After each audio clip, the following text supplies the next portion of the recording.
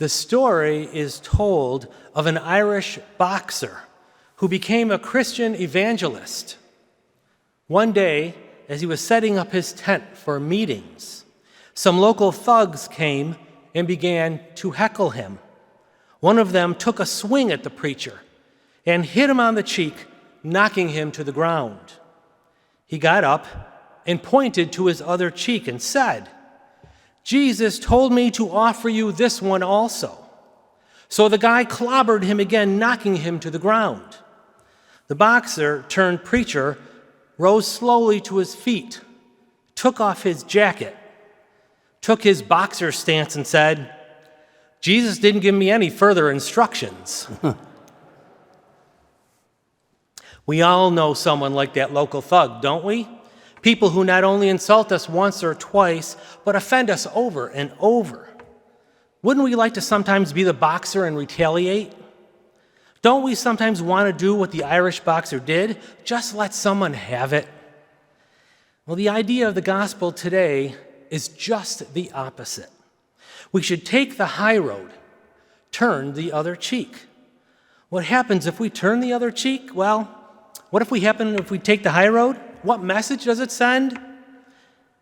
That we are strong in our convictions.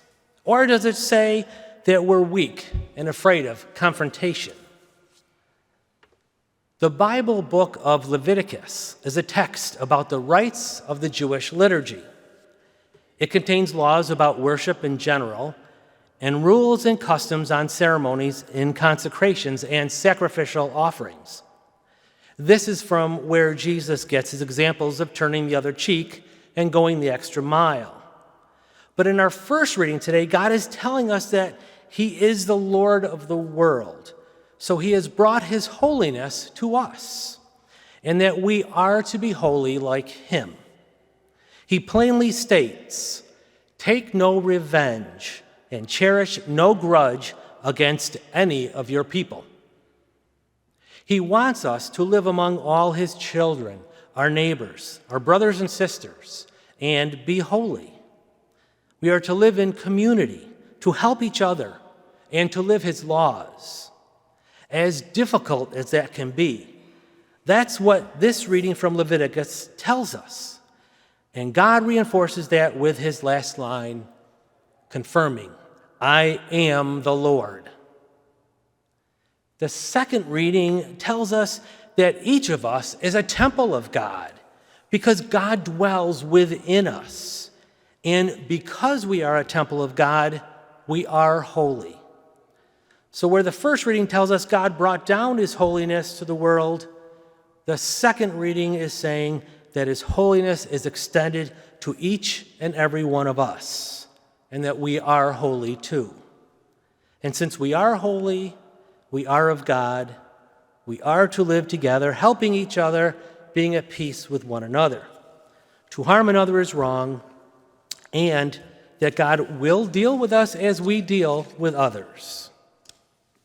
Which brings us to the gospel. If God's going to deal with us as we deal with others, then he expects us to trade not insult for insult, but good for insult. And how do we do this? Jesus tells us, if you're hit on one side of the face, turn your face and offer the other cheek. We are not to meet ill will with ill will. We are to meet it with good.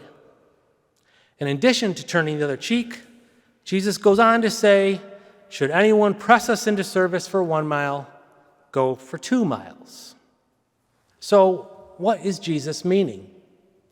If we look at what is happening during Jesus' day, we'd understand. For example, when he says, should anyone press you into service for 1 mile, go for 2 miles. What was going on is that when the Roman soldiers would be passing through and they wanted relief of carrying their knapsacks, they could press any one of the Jews into service. The person was bound by Roman law to carry the soldier's knapsack for 1 mile. Failure to do so could bring about punishment. Being oppressed by the Romans, the Jews' hatred for the soldiers was strong. Why would they want to make it easier for the soldiers?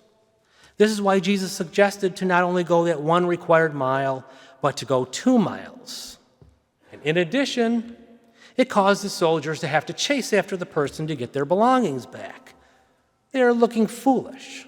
And not only that, but the soldier could have been brought up on charges of brutality for the person carrying the packs more than a mile. This would be an embarrassing come down for the soldier. The normally in-charge, high-minded soldier would look foolish and small. So by going farther than the distance, it would be a silent retribution of sorts. Now, turning the other cheek has its own implications. As I've mentioned, the Jews were angry because of the oppression from the Romans, and the Romans would often slap a person for their disobedience. Well, if a person slaps another on the cheek, in this right-handed world, it would be the left cheek that the other person strikes. That signifies punishment as opposed to insult. People usually slap another when angry. So if the person who was struck turns the other cheek to the person doing the slapping, they would be offering the person the right cheek. This leads to a backhand slap. The backhand slap delivers more of an insult than punishment. When the person turns the other cheek, they're negating the insult by inferring that they are more than the other one thinks of them. So the person turning the other cheek is asserting their own dignity and subversively challenging the other to become more human. So here we have 2 examples of handling adversity. Both ways we are meeting evil with good. We are following what Jesus would want us to do without showing weakness.